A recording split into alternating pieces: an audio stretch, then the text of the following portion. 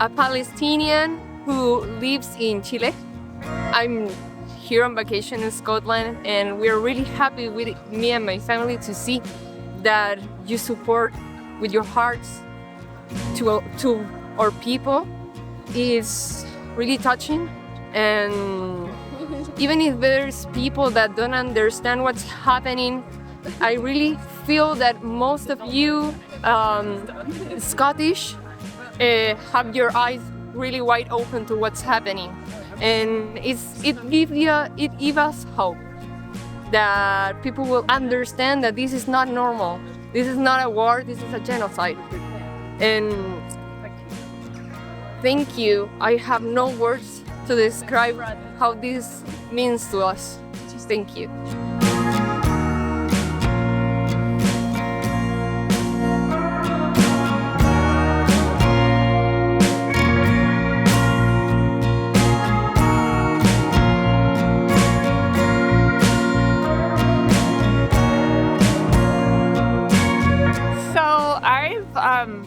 Seen off and on videos of this vigil here in Orkney, especially when it started up like over a year and a half ago. And I knew I was planning a trip here. I come from Oregon in the USA, and I thought, oh, by the time I get there, they won't need me at these vigils because this issue will have long been settled. And what a tragedy it is that it isn't, that people are dying by the tens and hundreds and thousands in Gaza, that the hostages haven't been released yet, that the Palestinian prisoners of conscience are still in jail, that the hospitals are gone in Gaza. I just can't imagine there being 2 million people in no properly functioning hospital, and a government, Israel, that's unwilling to let healthcare workers in and to let mobile hospitals in. It's really appalling. On the other hand, it's encouraging to see people that come out here. I understand that this vigil has been going on uninterruptedly every single week.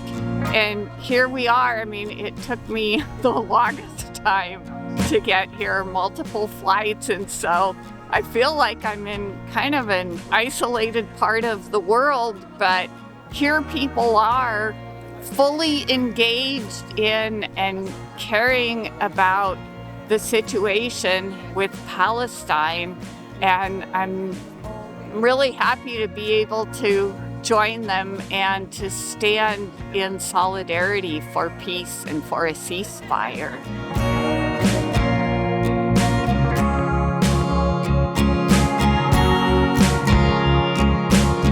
Thank you so much for coming today.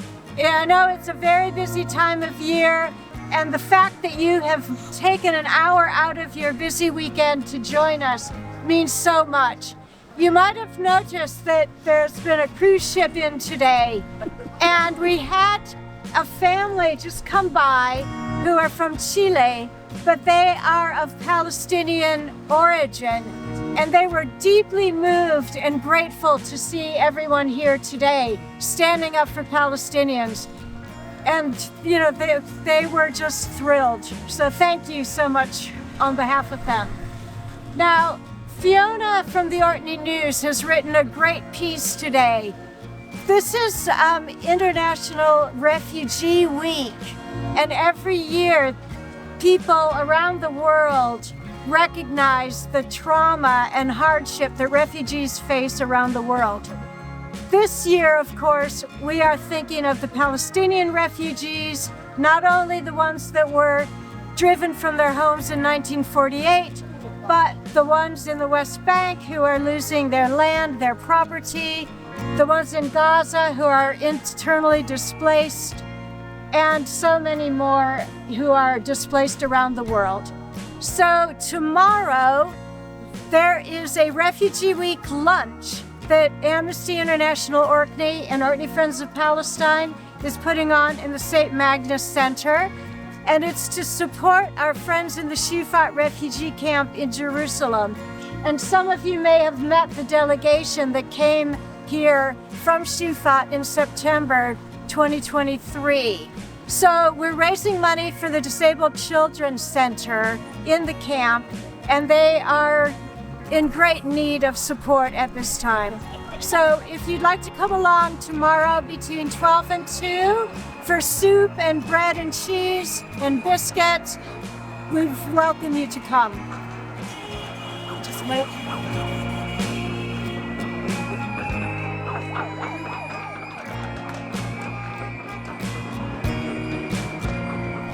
Now this afternoon, from 3 till 6, my husband Ed and I are having a garden open day at our garden.